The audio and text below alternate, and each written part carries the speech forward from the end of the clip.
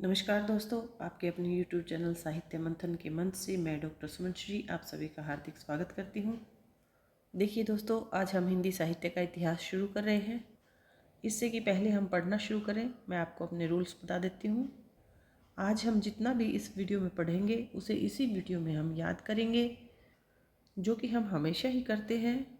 एक तो ये कि हम सबसे पहले जितना भी इस वीडियो में पढ़ेंगे उसका लास्ट में रिवीजन करेंगे फटाफट, और जितने भी टॉपिक आज हम इस वीडियो में पढ़ेंगे उनसे बनने वाले सभी प्रश्नों को साथ साथ हम याद कर लेंगे। और आज की इस वीडियो में हम आदिकाल से शुरू कर रहे हैं, और जब हमारा आदिकाल पूर्ण हो जाएगा तो हम लास्ट में उनका एक मॉक टेस्ट तैयार करेंगे, जिससे आपको रिवीजन में हेल्प मिलेगी। हिंदी साहित्य का इतिहास हमें पढ़ना है तो हम लिखित सामग्री के ऊपर निर्भर न रहकर, क्योंकि लिखित सामग्री तो अनेक चैनलों पर आपको मिल ही जाएगी, लेकिन उसको साथ साथ याद कराने का जो कार्य है वो कोई भी चैनल आपको YouTube पर नहीं कराएगा। तो इसके लिए सबसे पहले आप इस चैनल से जुड़ जाएं, ताकि आपको जितना भी हम आज जिस टॉपिक के ऊपर पढ़ेंगे उसको साथ साथ याद करते हुए चलेंगे। और इसके लिए आपको सबसे पहले क्या करना है कि आप अपने टूल्स लेकर, यानी पेन कॉपी, आपने लिखना कुछ नहीं है, सिर्फ वीडियो को सुनना है और समझना है। और आपको मैं दावे के साथ कहती हूँ कि आपको सारी सामग्री जितनी भी हम आज पढ़ेंगे उसको साथ साथ याद करते हुए चलेंगे, और लास्ट में हम रिवीजन करेंगे। ठीक है। लिखित रूप में आपको सिर्फ उन बिंदुओं के बारे में मिलेगा जिस टॉपिक के ऊपर आज हम चर्चा करेंगे, क्योंकि अगर लिखित सामग्री मैं आपको उपलब्ध कराने लग जाऊं तो हम सब की ये आदत होती है कि हम उसको नोट करने लग जाते हैं, सारी सामग्री को अपने रजिस्टर में नोट करते डालते हैं, और यूँ लगता है कि हमने तो पूरा हिंदी साहित्य है उसके सारे नोट्स बना लिए, लेकिन उसका रिवीजन नहीं हो पाता है, जिसके कारण आपको बहुत परेशानी होती है लास्ट में। ठीक है। तो इससे बचने के लिए हम हिंदी साहित्य के इतिहास का कुछ भी नहीं लिखेंगे, जो उपयोगी होगा वो मैं आपको बता दूंगी। ठीक है। सिर्फ हम उन पॉइंट्स को नोट करते हुए चलेंगे जिन टॉपिक्स के बारे में हमने पढ़ना है। तो चलिए शुरू करते हैं। और एक बात और मैं आपको बता दूं कि आप इस चैनल को सब्सक्राइब कर लें, ताकि आने वाली वीडियो हैं वो क्रम से आपको एक ही स्थान पर उपलब्ध हो जाए। तो चलिए शुरू करते हैं। और आज का हमारा टॉपिक है हिंदी साहित्य का इतिहास। ठीक है। हिंदी साहित्य का इतिहास, और इसमें सबसे पहले हमें इतिहास शब्द का अर्थ जानना अत्यंत ही आवश्यक है। तो इतिहास का जो शाब्दिक अर्थ होता है वो होता है ऐसा ही हुआ था या ऐसा ही हुआ होगा। इतिहास के जनक हेरोडोटस हैं, और इतिहास का अर्थ हुआ कि जो भी अतीत के जो तथ्य हैं उनका कालक्रम के अनुसार वर्णन करना, यही इतिहास होता है। ठीक है। हेरोडोटस ने इतिहास के 4 लक्षण बताए थे, वे कौन कौन से हैं उनके बारे में भी जानते हैं। नंबर 1, इतिहास है वो वैज्ञानिक विद्या है।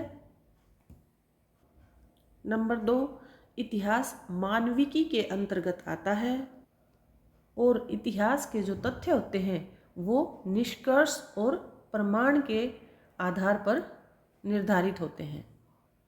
इस प्रकार हमने हेरोडोटस के इतिहास के लक्षणों के बारे में जाना। ये सामान्य सी जानकारी है जो आपको पता होनी चाहिए। और हेरोडोटस ने इतिहास को 3 शब्दों में विभक्त किया था: खोज, अनुसंधान और गवेषणा। खोज इतिहास में होती है, अनुसंधान विज्ञान में होता है, और गवेषणा हिंदी में होती है। ठीक है। हमारा भारतीय इतिहास आदर्शवाद और आध्यात्मवाद पर आधारित है, जबकि जो पाश्चात्य इतिहास है वो यथार्थवाद पर आधारित है। इसका अर्थ हुआ कि जो भारतीय इतिहास है वो आदर्शवाद, यानी पुराने जितने भी विचार हैं, महापुरुष हैं, उनके विचारों को साथ में लेकर चलता है, जबकि पाश्चात्य इतिहास क्या कहता है कि वो यथार्थवाद में विश्वास रखता है, यानी जो चीज़ हमारे सामने है वही सत्य है, बाकी किसी चीज़ को पाश्चात्य इतिहास नहीं मानता। इसलिए हमें याद रखना है कि भारतीय इतिहास आदर्शवाद एवं आध्यात्मवाद पर आधारित है और पाश्चात्य इतिहास है वो यथार्थवाद पर आधारित है। और जब भी हम इतिहास लेखन का कार्य करते हैं तो उसकी दो प्रमुख शर्तें होती हैं।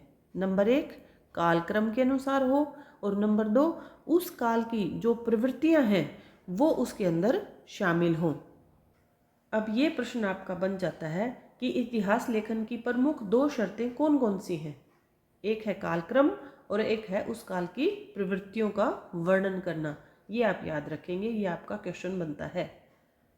और मैं आपको बार बार ये बताती रहूँगी कि आपका क्वेश्चन इनमें से कौन कौन से बन सकते हैं। ठीक है, तो अब तक हमने जान लिया है कि इतिहास शब्द के अर्थ को और इतिहास शब्द की प्रवृत्तियों को। ठीक है, आगे हम पढ़ेंगे इतिहास लेखन की प्रमुख पद्धतियाँ कौन कौन सी थी। ठीक है, क्योंकि हमारे अनेक विद्वानों ने अलग अलग पद्धतियों में अपना इतिहास लेखन किया हुआ है, तो इन्हें जानना भी बहुत ज़रूरी है। और अगर आपने इन इतिहास लेखन की पद्धतियों को अच्छे से समझ लिया और अच्छे से जान लिया तो आपका एक प्रश्न इनमें से पक्का बनेगा। और इन 5 यानी कि यहाँ पर 5 जो इतिहास लेखन की पद्धतियाँ दी हुई हैं इनके बारे में हम जानेंगे। और सबसे पहले जो पद्धति आती है उसका नाम है वर्णानुक्रम पद्धति, दूसरी है कालक्रमानु पद्धति, और तीसरी वैज्ञानिक पद्धति, चौथी विधेयवादी पद्धति और पांचवी है समाज शास्त्रीय पद्धति। तो चलिए इनके बारे में विस्तार से जानते हैं। वर्णानुक्रम पद्धति को पढ़ने से पहले हमें पता होना चाहिए कि वर्णानुक्रम पद्धति होती क्या है। ठीक है, यानी ऐसी पद्धति जिसमें लेखक के नाम उसके वर्णों के आधार पर दिए जाते हैं और उसके आधार पर इतिहास लेखन है किया जाता है। और ये सबसे भद्दी और अविकसित और दोषपूर्ण पद्धति थी जिसको 2 लोगों ने अपनाया था। गारसा द तासी ने अपने इतिहास ग्रंथ लिखने के समय और शिव सिंह सेंगर ने। तो आपको ये भी याद रखना है कि कौन सी पद्धति किसने अपनाई और वो पद्धति क्यों गलत है और किस प्रकार से वो सही है, और वह पद्धति क्यों अच्छी है क्यों नहीं है, इसका जो निर्णय है हम जो 2 शर्तें दी गई थी ना, हमने पीछे पढ़ी थी 2 शर्तें कि एक तो उसमें कालक्रम होना चाहिए और एक उस काल की प्रवृत्तियाँ होनी चाहिए। अगर ये दोनों शर्तें जहाँ पर लागू होती हैं वो पद्धति अच्छी है, और अगर एक भी शर्त उसमें से लागू नहीं होती तो वह सबसे भद्दी और बेकार पद्धति, दोषपूर्ण पद्धति होती है। तो ये जो वर्णानुक्रम पद्धति थी ये दोषपूर्ण और भद्दी इसीलिए कही गई है क्योंकि वो इतिहास लेखन की जो 2 शर्तें थी वो उनमें से एक भी नहीं अपनाई गई। यानी कि इसमें लेखकों के जो नाम हैं वो वर्णों के आधार पर दे दिए, यानी पहले जैसे वर्ण अ आता है और उसके बाद आ ई ऐसे क ख ग, इस हिसाब से उसके जो लेखक थे उनके नाम दिए हुए हैं, ना कि उनके जन्म काल के आधार पर, यानी उनका कालक्रम निर्धारित नहीं किया गया। जैसे कि मान लीजिए इसका एक उदाहरण देखते हैं कि अंगद है ना, हमारे इस हिंदी साहित्य के इतिहास में एक अंगद है और एक है हेमंत पंत। तो इसमें सबसे पहले अ आता है तो अंगद का स्थान सबसे पहले रख दिया, और दूसरा है हेमंत पंत जो सबसे अंतिम में रख दिया। बल्कि जो अंतिम वाले थे वो पहले आने चाहिए थे और पहले वाले थे वो बाद में आने चाहिए थे। उनके कालक्रम को ध्यान में न रखते हुए सिर्फ उनके नाम का जो पहला वर्ण था उसी के आधार पर क्रम से उनको लगा दिया, इसीलिए ये पद्धति दोषपूर्ण मानी जाती है। तो चलिए दूसरी पद्धति को पढ़ते हैं। और इससे पहले एक बार फिर से मैं आपको रिवाइज करा दूं कि इस पद्धति को गारसा द तासी ने अपने इतिहास लेखन में और शिव सिंह सेंगर, इन 2 लोगों ने इसको अपनाया था। और ये प्रश्न आपका बनता है कि इन्होंने कौन सी पद्धति अपनाई, या तो इनके ग्रंथ का नाम दे देंगे कि इस ग्रंथ में कौन सी पद्धति अपनाई गई थी, या फिर गारसा दत्तासी या शिव सिंह सेंगर ने कौन सी पद्धति के द्वारा अपना इतिहास ग्रंथ लिखा था? तो ये प्रश्न बनता है। ठीक है, देखिए मैं आपको साथ साथ बता रही हूँ कि कहाँ से आपका प्रश्न बनता है। और एक बात और ध्यान रखेंगे कि विद्वानों ने जो वर्णानुक्रम पद्धति में लिखे गए जो ग्रंथ थे ना, ग्रंथों को साहित्यकार कोश ग्रंथ की संज्ञा दी है। यानी साहित्यकार कोश ग्रंथ की संज्ञा दी है। किसको? जो विद्वानों ने वर्णानुक्रम पद्धति में जितने भी ग्रंथ लिखे थे उन सभी ग्रंथों को किसकी संज्ञा दी है? साहित्यकार कोश ग्रंथ की संज्ञा दी है।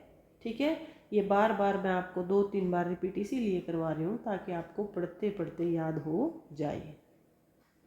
दूसरी पद्धति जो आती है उसका नाम है कालानुक्रमी पद्धति। यानी कालानुक्रमी पद्धति में कवियों और लेखकों का वर्णन उनके जन्म काल के आधार पर किया गया। देखिए इसमें एक पद्धति का जो 2 शर्तें थी ना, उसमें से एक तो कालक्रम था और दूसरी, वो 2 शर्तें हमें याद रखनी है, कालक्रम और उस काल की प्रवृत्तियाँ। ठीक है, तो इसमें क्या हुआ कि कालक्रम पद्धति में कवियों और लेखकों का वर्णन उनके जन्म काल के आधार पर किया गया। एक शर्त तो यहाँ अपना ली गई लेकिन दूसरी नहीं अपनाई। और कालानुक्रम पद्धति को हिंदी में किस किस ने अपनाया? ग्रियर्सन और मिश्र बंधुओं ने। देखिए पिछली जो वर्णानुक्रम पद्धति थी वो ग्रियर्सन और शिव सिंह सेंगर ने अपनाई थी, और कालानुक्रम पद्धति है वो ग्रियर्सन और मिश्र बंधुओं ने अपनाई है, जबकि वर्णानुक्रम पद्धति थी वो गारसा दत्तासी ने अपनाई थी। देखिए इसमें कई बार कंफ्यूजन हो जाता है कि ग्रियर्सन और गारसा दत्तासी, तो गारसा दत्तासी ने अपना इतिहास ग्रंथ लिखा, उसमें वर्णानुक्रम पद्धति अपनाई थी, और ग्रियर्सन ने कालक्रमानुक्रम पद्धति अपनाई थी। ठीक है, और उर्दू साहित्य में किसने अपनाई? मोहम्मद हुसैन आज़ाद ने। और अंग्रेजी साहित्य में इस पद्धति को अपनाया गया था जिसका नाम था डॉक्टर जॉनसन। यानी कालक्रमानुक्रमी पद्धति है ना, कालानुक्रमी पद्धति है, इसको ग्रियर्सन, मिश्र बंधु, और उर्दू में पूछ लिया जाए कि उर्दू में किसने अपनाई थी, तो मोहम्मद हुसैन आज़ाद ने, और अंग्रेजी में डॉक्टर जॉनसन ने अपनाया था।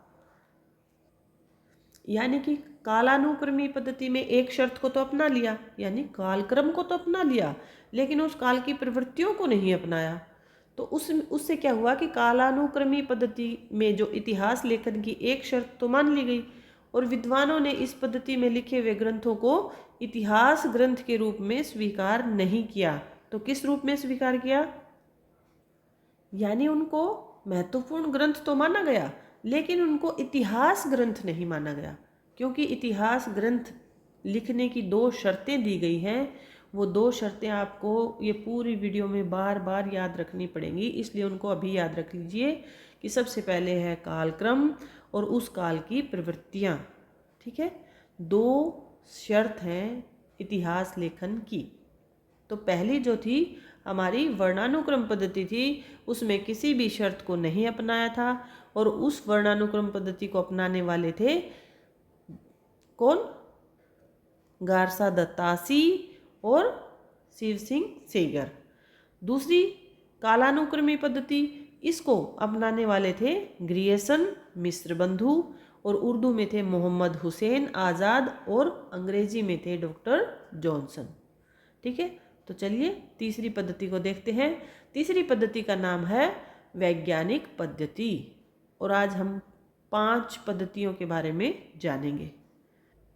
और तीसरी पद्धति का नाम है वैज्ञानिक पद्धति, यानी कि ये भी वैज्ञानिक पद्धति थी, ये भी कालानुक्रम पद्धति के जैसी ही थी, यानी इसमें भी दोनों शर्तों को नहीं अपनाया गया था, इसलिए यह केवल शोध कार्यों के लिए ही उपयोगी मानी जाती है।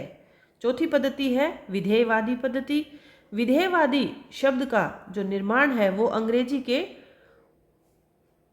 शब्द पॉजिटिविज्म से हुआ है, जिसका अर्थ है कि वो दोनों शर्त जो इतिहास लेखन की थी, उन दोनों शर्तों को इस पद्धति में माना गया है, और जो ये विधेयवादी पद्धति है इसको अपनाने वाले हिंदी साहित्य के महान जो रचनाकार हैं और महान इतिहासकार हैं, उनका नाम है आचार्य रामचंद्र शुक्ल। इसको भूलेंगे नहीं। आपसे प्रश्न बनता है यहाँ से कि आपसे प्रश्न पूछ लिया जाएगा कि आचार्य रामचंद्र शुक्ल ने अपने जो ग्रंथ लिखा, अपना जो इतिहास लेखन का जो ग्रंथ लिखा था, उसमें कौन सी पद्धति को अपनाया था, तो वो है विधेयवादी पद्धति। और इसी पद्धति को अपनाते हुए उन्होंने 1929 ईस्वी में हिंदी साहित्य का इतिहास, ये सर्व प्रमाणित यानी सभी ने इसको प्रमाणित माना है, ऐसा ग्रंथ लिखा था। इसलिए ये विधेयवादी पद्धति है वो सबसे महत्वपूर्ण पद्धति और सबसे अच्छी पद्धति मानी गई है। और आचार्य रामचंद्र शुक्ल की एक पंक्ति है जो बहुत ही बार परीक्षाओं में पूछ ली जाती है। उसका नाम है कि प्रत्येक देश का साहित्य वहाँ की चित्तवृत्तियाँ क्या होती हैं, हम बार बार हर जगह पढ़ते हैं कि चित्तवृत्तियों यानी इन चित्तवृत्तियों का अर्थ होता है कि सोच और जो समझ है हमारे अंदर, यानी प्रत्येक देश का साहित्य वहाँ की चित्तवृत्तियों, वहाँ की जो जनता होती है उसकी चित्तवृत्तियों का संक्षिप्त इतिहास होता है कि वहाँ की जनता है वो क्या सोचती है और क्या विचार करती है, उसी का संक्षिप्त इतिहास है वो साहित्य होता है। ये आचार्य रामचंद्र शुक्ल जी ने कही है और विद्वानों ने इस पद्धति को प्रमाणिक माना है, ये आपको याद रखना है। अगली जो पद्धति आती है उसका नाम है समाजशास्त्रीय पद्धति और इस पद्धति को हजारी प्रसाद द्विवेदी ने अपनाया था। और इस पद्धति का जो आधार है वो कार्ल मार्क्स का द्वंद्वात्मक इतिहास है और इसके अनुसार समाज है वो दो वर्गों में बटा हुआ है, शोषक और शोषित। और द्विवेदी के अनुसार इतिहास ग्रंथ का उद्देश्य इन दोनों के मध्य की जो खाई है उसको भरना है। ये पंक्ति आपसे पूछ ली जाएगी, यहाँ पर प्रश्न बनता है आपका कि द्विवेदी जी के अनुसार इतिहास ग्रंथ का उद्देश्य, यानी जो इतिहास ग्रंथ हम लिखते हैं उसका उद्देश्य क्या होता है, तो उसका उद्देश्य होता है कि जो दो लोग या दो विचार हैं उनके बीच जो खाई है उनको भरना ही इसका उद्देश्य है। और विद्वानों को यह जो समाजशास्त्रीय पद्धति थी यह बहुत अच्छी लगी, लेकिन एक बात यह है कि यहाँ पर इस पद्धति में द्विवेदी जी ने भी कोई ग्रंथ की रचना इसमें नहीं की और अन्य विद्वानों ने भी नहीं की, अतः यह जो पद्धति थी वह भी मान्य नहीं हुई। इस प्रकार शुक्ल जी का जो इतिहास है वही प्रमाणिक माना गया है, जो 1929 ईस्वी में हिंदी साहित्य का इतिहास के नाम से लिखा गया था। ठीक है, तो दोस्तों आज हमने इस वीडियो में इतिहास शब्द का अर्थ जाना और इतिहास के लेखन की जो दो शर्तें थी उनके बारे में जाना और इतिहास लेखन की जितनी भी पद्धतियां थी यानी 5 पद्धतियों के बारे में विस्तार से जाना और उसको उन 5 पद्धतियों को किन किन विद्वानों ने अपना इतिहास लेखन का कार्य करते समय अपनाया, ये भी हमने जाना। तो चलिए एक बार फिर से रिवाइज कर लेते हैं। वर्णानुक्रम पद्धति को अपनाने वाले थे गारसा दत्तासी और शिव सिंह सेंगर। कालक्रमानुक्रम पद्धति को अपनाने वाले थे ग्रियर्सन और मिश्र बंधु और उर्दू में थे मोहम्मद हुसैन आज़ाद और अंग्रेजी में थे डॉक्टर जॉनसन। वैज्ञानिक पद्धति है यह शोध कार्यों के लिए उपयोगी है। ये भी प्रश्न आपका बन जाता है यहाँ से कि शोध कार्यों के लिए कौन सी पद्धति अपनाई जा सकती है, तो ये बोल दी जाएगी वैज्ञानिक पद्धति। और चौथी है विधेयवादी पद्धति। इसको अंग्रेजी के शब्द पॉजिटिविज्म से बना हुआ है ये शब्द, और इसको अपनाने वाले अगर भारत के लेवल पे पूछा जाए तो ये थे आचार्य रामचंद्र शुक्ल, लेकिन कई बार विश्व स्तर के अगर विद्वानों के बारे में पूछा जाए तो वे थे तेन महोदय, यानी वो फ्रांस के एक विद्वान थे तेन महोदय, और इन्होंने ही इसका प्रवर्तन किया था और इन्होंने ही इसको अपनाया था विश्व स्तर पे अगर आपसे पूछा जाए तो। ठीक है, और क्या करेंगे रिवीजन इसमें, एक पद्धति और रह जाती है जिसका नाम है समाजशास्त्रीय पद्धति। इसको अपनाने वाले थे आचार्य हजारी प्रसाद द्विवेदी, लेकिन इसमें कोई इतिहास ग्रंथ लिखा ही नहीं गया, इसलिए इसे भी मान्यता प्राप्त नहीं हुई। इस प्रकार हमने इन सभी तथ्यों के बारे में जाना और हम अपना पूरा हिंदी साहित्य का इतिहास इसी प्रकार छोटे छोटे टॉपिक्स को लेकर क्रम से करते हुए चलेंगे और साथ साथ उनको रिवाइज करते हुए चलेंगे। छोटी छोटी वीडियोस के माध्यम से हम डेली अपना रिवीजन साथ में करते हुए चलेंगे, क्योंकि सामग्री तो हमें बहुत जगहों पर मिल जाएगी, लेकिन आपका रिवीजन बहुत ज़रूरी है। ठीक है। और मैं प्रत्येक वीडियो में इससे, यानी कि आज जो वीडियो हमने कंप्लीट की है, इससे अगला जो टॉपिक है वो क्या पढ़ेंगे उसके बारे में प्रत्येक बार मैं चर्चा करके जाऊंगी, ताकि आपको पता रहे कि अगली बार हमें किसके बारे में पढ़ना है।